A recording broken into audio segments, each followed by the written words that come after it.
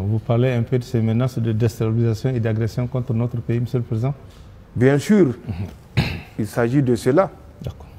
Mais nous avons une mémoire d'éléphant. Nous n'oublions pas le moindre mot. Vous vous rappelez, quand les soldats français avaient commencé à quitter notre territoire, quand l'ambassadeur français Sylvain Ité avait pensé que c'est toujours la colonisation qui continuait et qu'il pouvait défier les nouvelles autorités et que nous l'avons mis à la porte, malgré que son mentor Macron avait chanté sous tous les toits que Ité a été accrédité au Niger auprès de Bazoum, non pas auprès de la République du Niger, mais auprès de Bazoum, et que pour eux c'est Bazoum le président. Sylvain Ité a fini par partir. Suite à ce départ, c'est un agent de renseignement français, un ancien de la DGSE, un certain Vincent Crouzet, qui est sorti pour dire ouvertement que c'est l'occasion, après le retrait de leurs forces, après le départ de Sylvain Ité, de déstabiliser le Niger par des actions clandestines. Nous n'avons pas pris ces propos à la légère et aucune affirmation ne doit être prise à la légère. Mieux, il ne faisait que répéter ce qu'il a entendu auprès de ses maîtres, notamment le président Macron, qui déjà en août, la première quinzaine du mois d'août 2023, avait initié une large concertation pour apporter une réponse corrective appropriée au peuple nigérien et au cas du Niger. Suite à ça, il a donné des instructions à un certain Jean-Marie Bockel, qui est le conseiller Afrique, paraît-il,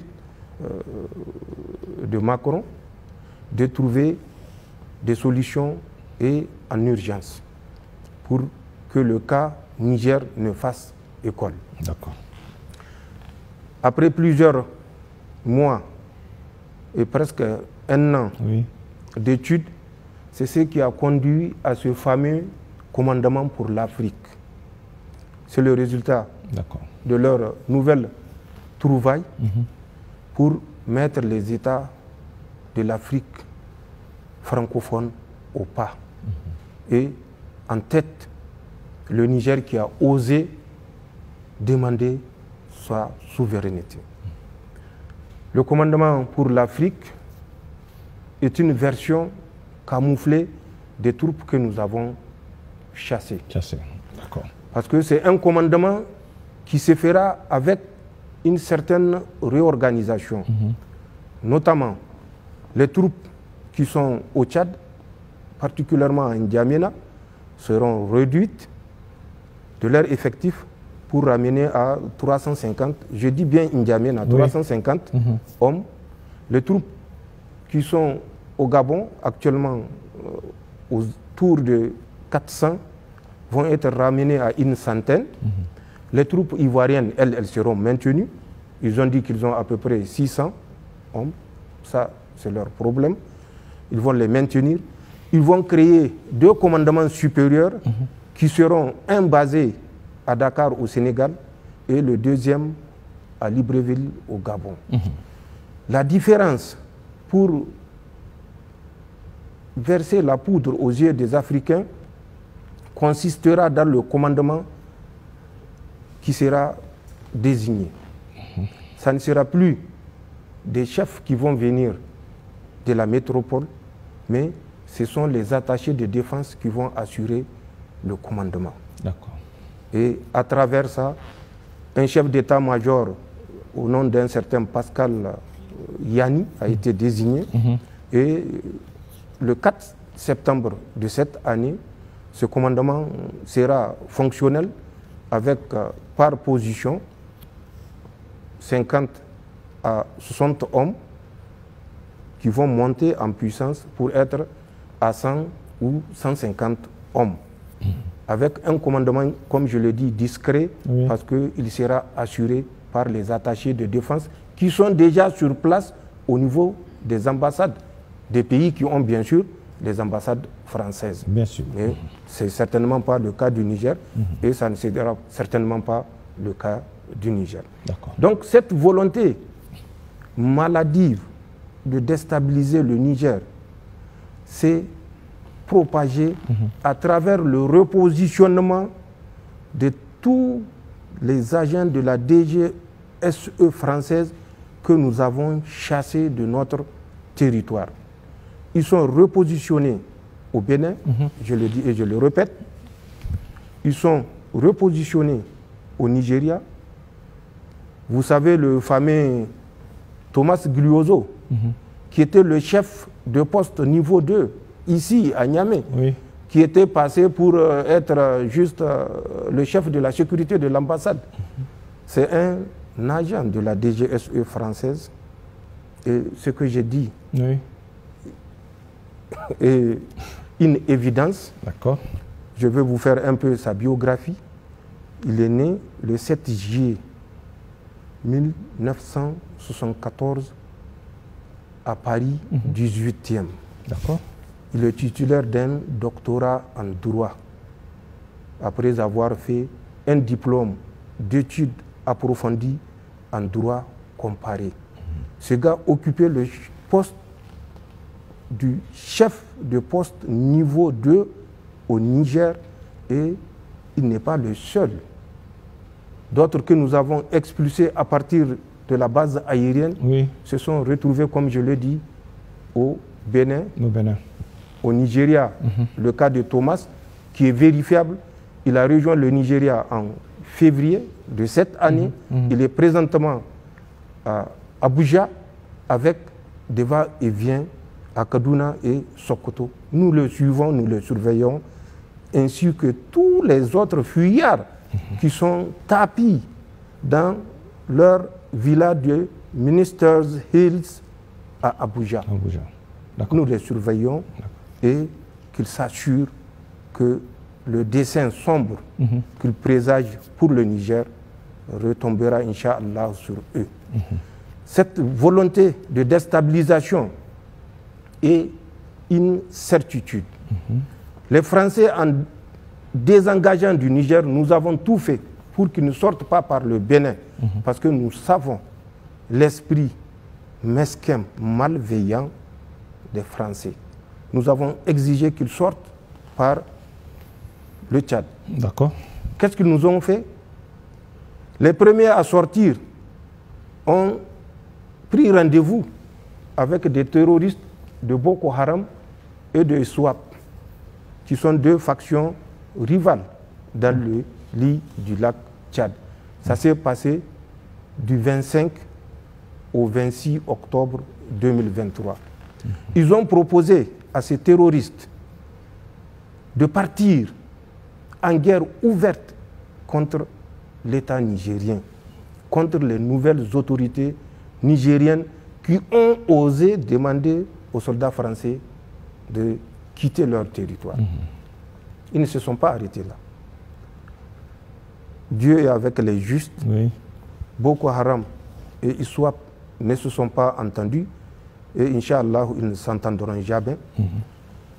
Ils ont reconduit la même manœuvre dans la nuit du 10 au 11 janvier 2024 où ils ont encore livré à travers 2 hélicoptères du matériel militaire aux terroristes de Boko Haram qui semblaient plus enclins à accepter les propositions des troupes françaises. Ça s'est passé à Kouklewa, qui est une île dans le lac Tchad, à quelques 25 km à l'est-nord-est de Bosso. Plus tard encore, le 29 janvier, ils sont revenus, cette fois-ci à Boultungour. Boultungour, c'est une île qui est à une dizaine de kilomètres au nord-est de Bosso, où ils ont livré de l'armement neuf, flambant neuf, aux terroristes de Boko Haram. Et ils ont récupéré les anciennes AK-47 dont ces terroristes étaient dotés. Ils ont pris les dispositions pour effacer les numéros, pour qu'on ne puisse pas retracer l'origine de ces armes.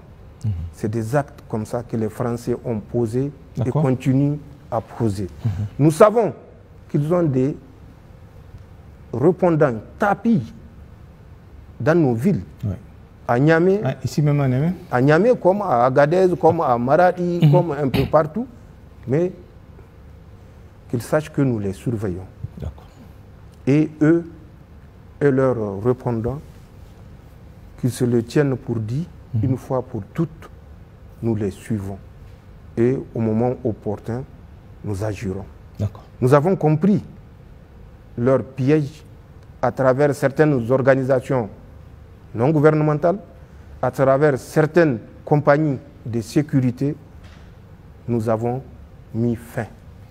Et comme en matière de nuisance, ils sont illimités en imagination, nous serons plus illimités en imagination que pour protéger notre pays. Ce qu'ils souhaitent pour le Niger, à travers les échanges qu'ils ont, à travers les échanges, les correspondances, les appels qu'ils ont avec leurs répondants, l'intention ou les intentions qu'ils ont ne vont pas prospérer. Je veux vous dire, plus grave, la France, le 16 juin exactement, a fait circuler à travers ses services de renseignement des éléments de la DGDSE qui sont au Bénin, a fait circuler l'information comme quoi 2 Occidentaux ont été enlevés avec leur guide dans le W béninois. Mais le W béninois est entre les mains des Français. Le parc du W. Mais le parc du W, il est entre les mains des Français. D'accord. Les services de renseignement de la DGDSE sont à l'intérieur du parc. Nous savons les activités auxquelles ils se livrent. D'accord. Et les Occidentaux qu'ils ont annoncés pour être enlevés, sont un Canadien et un Danois. Nous savons que c'est faux. D'abord, ce n'est pas le mode d'action des terroristes. Quand les terroristes prennent des otages, ils gardent tout le monde. Bien sûr. C'est à travers des négociations qu'ils libèrent ceux qui sont encombrants. Ce n'est pas ce qui s'est passé à travers cette prise d'otages. Ils ont libéré les guides béninois et ils ont gardé les 2 otages entre parenthèses. Mais nous savons que ce n'est pas des otages, c'est des spécialistes en artifice, en technique de guérilla et de combat sous bois. Ces gens ont été conduits dans la base de Fada où était l'émir Diafarou Diko, alias Émir Mahmoud. D'accord. Ils ont formé ces terroristes dans la pose des engins explosifs improvisés, dans les techniques de combat, de recherche, de renseignement. Après cette base, un certain Jules Habib et Sambo Doctoro étaient partis avec une Toyota Land Cruiser récupérer ces 2 spécialistes pour les amener vers une autre position qui était entre le village de Boulel et Boulkassi. Pour ceux qui connaissent cette zone, c'est à l'intérieur du Burkina. Ces gens étaient jusqu'à la date du 15 juillet sur cette position. Ils continuent à entraîner les terroristes alors que les Français les ont fait passer pour être enlevés par des terroristes. alors qui est le vrai terroriste? Ah oui. Donc, c'est pour vous donner une idée. Beaucoup d'autres actes dont nous avons des éléments. Bien sûr. Non seulement des éléments vocaux, mais des éléments écrits pour étayer ce que nous disons. La France est derrière ce terrorisme qui endeuille les familles nigériennes. C'est une parenthèse. Et au moment opportun, nous sommes prêts à porter toutes les preuves de ce que nous disons actuellement.